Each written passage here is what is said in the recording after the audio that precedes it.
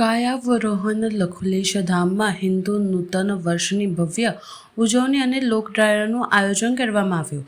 વડોદરા જિલ્લાના સુપ્રસિદ્ધ તીર્થધામ કાયારોહણ ખાતે આવેલ લખુલેશ ધામમાં ચૈત્ર સુદ એકમ એટલે કે ભારતીય નવ વર્ષ નિમિત્તે વિવિધ મંગલમય ધાર્મિક કાર્યક્રમોનું ભવ્ય આયોજન કરવામાં આવ્યું હતું. સનાતન ધર્મની પરંપરા મુજબ આ દિવસે બ્રહ્માજીએ સૃષ્ટિના સર્જનની શરૂઆત કરી હતી અને ભગવાન શ્રી રામનો રાજ્યાભિષેક પણ આજ પવિત્ર તીર્થી પર થયો હતો.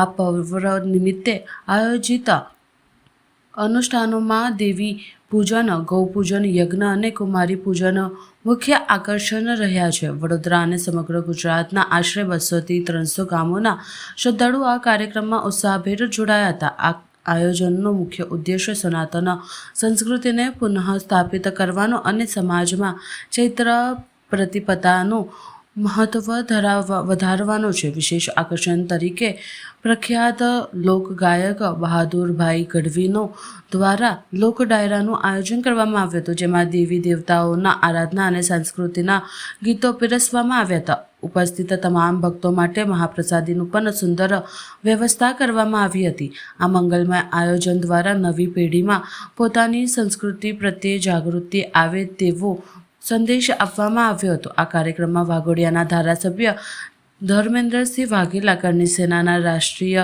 અધ્યક્ષ રાજ શેખાવત સહિત ધર્મપ્રેમી અને હિન્દુ ગુરુકુળના બાળકો હાજર રહ્યા હતા અને લખુલેશ ધામમાં આંતરરાષ્ટ્રીય લોક ગાયક બહાદુર ગઢવીના સર્વે ગીતોની રમઝટ બોલાવી હતી. ओम अदितिर्ध्योरदितिरन्तरिक्षमदितिर्माता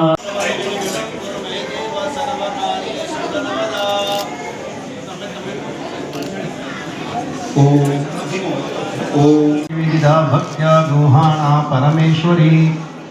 फूल ले लेवाना.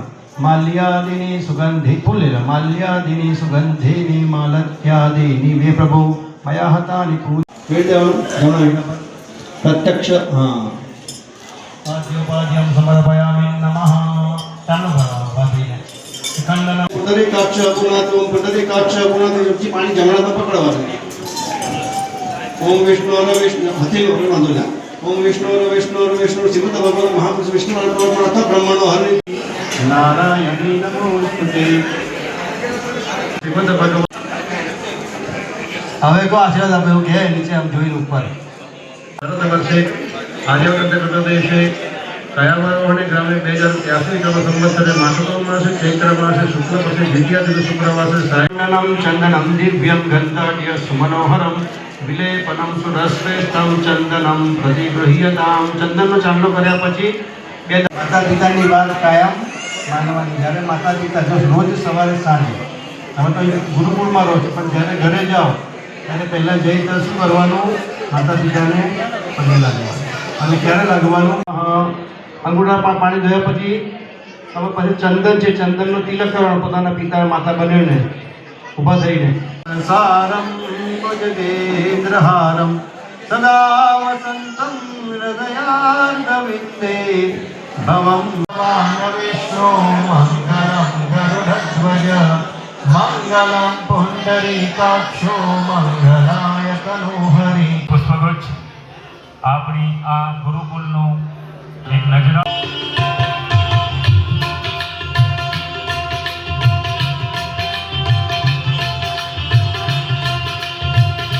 આ બધાની વચ્ચે આપણા વાઘોડિયાના લોકપ્રિય અને લોક લાડેલા ધારાસભ્ય શ્રી ધર્મેન્દ્રસિંહજી વાઘેલા બાપુની ઉપસ્થિતિ છે.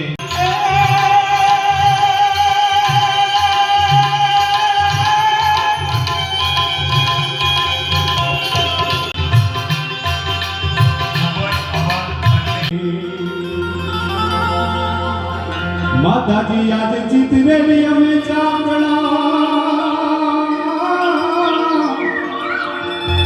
અંતોળા બારણે બાંધ્યા.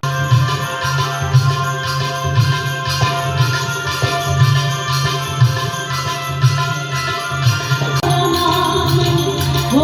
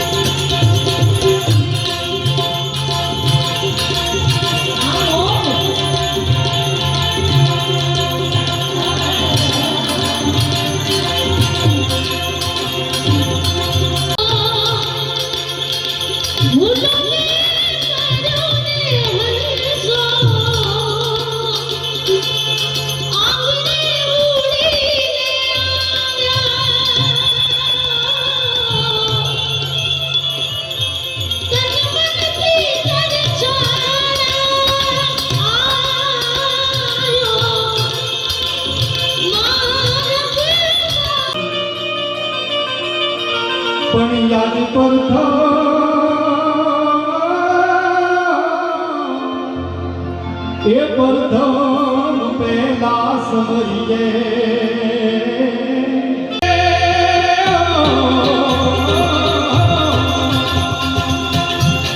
અમે તારા નામને હેનો આવે આજ રંગ પૂરજે તું ભગવતી માતાજી જે બાબુ નહીં નો આવે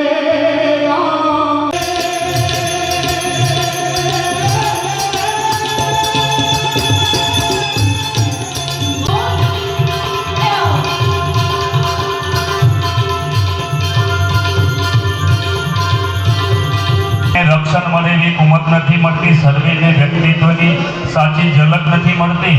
સિંધુમાં જળ થઈ જનારા બિંદુઓ લખોલેશ ધામ ગુરુકુળની અંદર આપણા સનાતન ધર્મમાં ચૈત્રી નવરાત્રિનું ખૂબ મોટું મહત્ત્વ છે.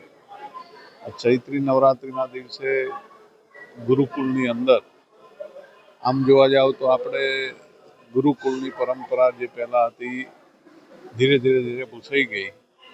પણ આ ગુરુજી પાસે આવ્યા પછી એવું લાગે કે ભાઈ આ ગુરુકુળ પુનઃ સ્થાપિત થઈ રહ્યું હોય એવું અહીંયા આવ્યા પછી આપણને લાગે. કારણ કે અહીંયા martial art, horse riding, rifle shooting, Sanskrit, ઇંગ્લિશથી માંડીને હવન તમામ પ્રકારનું જે ગુરુકુળની જૂની પદ્ધતિ હતી એ પ્રમાણેનું અહીંયા બાળકને તૈયાર કરવામાં આવે છે. અને આ જગ્યા ઉપર આવ્યા પછી તમને પણ પોઝિટિવ વાઇબ્રેશનથી એવું લાગે કે નહીં આ ખરેખર જગ્યા ખૂબ પવિત્ર છે. અને આ ચૈત્રી નવરાત્રિના પહેલા દિવસે ગુરુજી દ્વારા કન્યા પૂજન, માતા પિતાનું પૂજન, માતાજીનું પૂજન, ગૌ માતાનું પૂજન, આ તમામનું અને સાથે સાથે પછી આજુબાજુના 200 ગામોમાં તમામ ભાવિક ભક્તોને બોલાવીને ડાયરાનું પણ આયોજન કરવામાં આવ્યું છે. એટલે ખરેખર અહીંયા આવ્યા પછી હું પણ ધન્યતા અનુભવું છું. ગુરુજીના આશીર્વાદ લીધા પછી મને પણ ધન્યતાનો અનુભવ અહેસાસ થાય છે. ગુરુજીના ખૂબ આશીર્વાદ મળ્યા છે અને મારે કહેવું જોઈએ કે આ સરસ મજાનું આયોજન જે ગુરુજીએ કર્યું છે એને ખૂબ આગળ વધારે અને આની અંદર બાળકો આપના માધ્યમથી એટલું જ કહીશ કે માતા પિતાએ આ ગુરુકુળની વિઝિટ લેવી જોઈએ અને પોતાના બાળકોને અહીંયા ગુરુકુળની અંદર મૂકવા જોઈએ. કારણ કે સંપૂર્ણ પ્રકારના સંસ્કાર સાથે જ્યારે બાળક અહીંથી નીકળે ત્યારે એને સંપૂર્ણ સંસ્કારિક બાળક થઈને નીકળે એ પ્રમાણની તમામ વ્યવસ્થા કરવામાં આવી છે. એટલે ખૂબ ખૂબ આ જે ટ્રસ્ટીઓ છે જે આયોજન કર્યું છે બધાને ખૂબ અભિનંદન આપું છું અને ફરીથી ગુરુજીના ચરણોમાં વંદન સાથે आपना कार्यक्रम में खूब खूब अभिनंदन. सनातन धर्म के अनुसार ब्रह्मा जी ने चैत्र मास की प्रतिपदा को ब्रह्मांड की रचना की शुरुआत की थी और भगवान श्री राम का भी राज्याभिषेक चैत्र मास की प्रतिपदा को हुआ था. संवत्सर की शुरुआत भी चैत्र प्रतिपदा से होती है. तो आज हमने चैत्र प्रतिपदा के निमित्त गुजरात राज्य के बड़ौदा जिले के कायावरोहण तीर्थ स्थान के लकुलिश धाम में 9 वर्ष निमित्त एक मंगलमय आयोजन किया है, जिसके अंतर्गत देवी माता का पूजन, गौ पूजन, यज्ञ, कुमारी का पूजन ऐसे कई प्रकार के आयोजन किए गए हैं. और इसी उपलक्ष्य में यहाँ बड़ौदा के और गुजरात के 200-300 गाँव के आत्मीय जन जुड़े और हमारी परंपरा को पुनः समाज में प्रसारित किया जाए, पुनः स्थापित किया जाए, उसके लिए प्रयत्न है. यहाँ अनेकों गाँव से, अनेकों विस्तार से आए हुए आत्मीय जनों का भोजन और सनातन संस्कृति के अनेकों कार्यक्रमों का आयोजन हो रहा है. लोक डायरा का भी यहाँ पर आयोजन हुआ है, जिसमें प्रसिद्ध लोक गायक बहादुर भाई गढ़वी के द्वारा हमारी सनातन संस्कृति और हमारे देवी देवताओं की आराधना के लक्ष्य में रखकर ऐसे गीतों का आयोजन किया गया है, जिससे संस्कृति का संवर्धन भी हो, सबको प्रेरणा भी मिले और गौ माता की सेवा भी हो. क्या आह्वान करते हैं समाज के लिए, क्या मैसेज समाज को देते हैं?